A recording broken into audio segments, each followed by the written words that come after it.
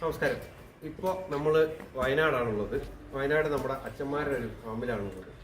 അപ്പോൾ ഇവിടെ ഇന്ന് ഞാൻ വന്നിരിക്കുന്നതിൻ്റെ റീസൺ എന്താണെന്ന് വെച്ചാൽ, പലർക്കും TMR കൊടുക്കുമ്പോൾ വയറ് നിറയോ, അല്ലെങ്കിൽ പശു തിന്നിട്ട് പിന്നെയും തീറ്റ ചോദിക്കും. കാരണം അതിൻ്റെ സ്മെല്ല് അങ്ങനെയാണ്, പെട്ടെന്ന് തിന്നു തീർക്കും. അതുകൊണ്ട് തന്നെ സ്മെല്ല് അങ്ങനെയാണ്. ഈ TMR നമ്മൾ പറയുന്ന അളവിൽ കൊടുക്കുകയാണെങ്കിൽ ഉറപ്പായിട്ടും നിങ്ങൾക്ക് പശുവിന് വയറ് നിറയും. ഗ്യാസ് ട്രബിൾ എന്ന് പറഞ്ഞ സാധനം തീരെ ഉണ്ടാവില്ല. അങ്ങനെ ഒരു സംഭവം ഫെർമെൻറ്റേറ്റ് ചെയ്ത് തീറ്റ ആയതുകൊണ്ട് അങ്ങനെ ഉണ്ടാവും. ഇത് കൊടുക്കുന്നതിൻ്റെ അളവ് ഞാൻ ഒന്നും കൂടെ പറഞ്ഞുതരാം, എല്ലാവരും ശരിക്കും കേൾക്കാം. എങ്ങനെയാണെന്ന് വെച്ചാൽ, 1 ലിറ്റർ പാലിന് 1 കിലോ വെച്ചുള്ള രീതിയിലാണ് നമ്മൾ TMR കൊടുക്കേണ്ടത്. ബാക്കി ബോഡി മെയിൻ്റെനൻസിന് നമ്മൾ കൊടുക്കേണ്ടത് ഓരോ കിലോ പെല്ലറ്റ് ഈ കറവ കഴിഞ്ഞിട്ട് ഓരോ നേരം. ഓക്കെ, അങ്ങനെയാണ് നമ്മൾ TMR കൊടുക്കേണ്ടത്. ഈ TMRൽ നമുക്ക് എന്തൊക്കെ ചേരുന്നുണ്ട് എന്നുള്ള കാര്യം കൂടെ ഒന്നും കൂടെ ഞാൻ പറഞ്ഞുതരാം. ചോളത്തിൻ്റെ സൈലേജ്, ഗ്രീൻ ഫോഡറിന് പകരം നമുക്ക് ചോളത്തിൻ്റെ സൈലേജ് ഉണ്ട്. ഡ്രൈ ഫോഡറിന് നമുക്ക് നിലക്കടലയുടെ ചെടിയും ബാക്കിയുള്ള ഹേയും വരുന്നുണ്ട്. 4 ടൈപ്പ് ഹേ നമ്മൾ ചേർക്കുന്നുണ്ട്.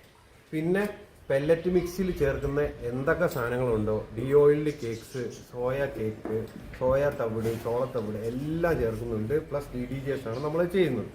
പിന്നെ നമുക്കിത് മിനറൽ മിക്സ്ചർ, കാൽഷ്യം ഓൾറെഡി നമുക്ക് പറയുന്ന റേഷ്യോയിൽ 25 കിലോന് എത്ര ചേർക്കാൻ പറ്റുമോ അത്രയും നമ്മൾ ചേർക്കുന്നുണ്ട്.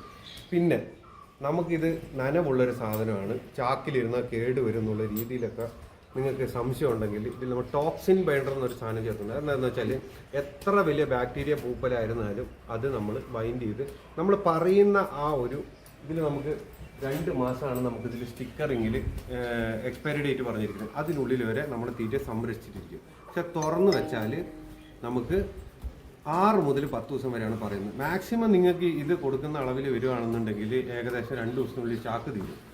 അപ്പോൾ അങ്ങനെയാണ് ഇത് ചെയ്യുന്നത്. എന്തെങ്കിലും നിങ്ങൾക്ക് കൂടുതൽ ഇതിനെക്കുറിച്ച് അറിയണോ കാര്യങ്ങളുണ്ടെങ്കിൽ താഴെ നമ്മുടെ നമ്പറുണ്ട്, അതിൽ വിളിച്ചാൽ മതി.